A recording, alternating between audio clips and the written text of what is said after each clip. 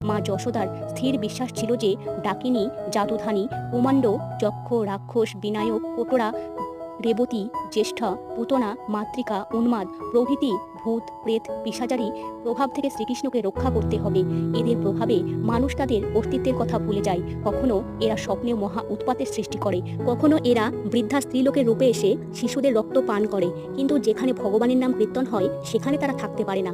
গাভী এবং ভগবানের নামের মাহাত্ম্য এবং বৈদিক নির্দেশ সম্বন্ধে মা যশোদার পূর্ণ বিশ্বাস ছিল। তাই তিনি তার শিশুপুত্র শ্রীকৃষ্ণকে রক্ষা করার জন্য সম্পূর্ণভাবে গাভীর উপর নির্ভর করেছিলেন এবং বিষ্ণুর নামের আশ্রয় গ্রহণ করেছিলেন।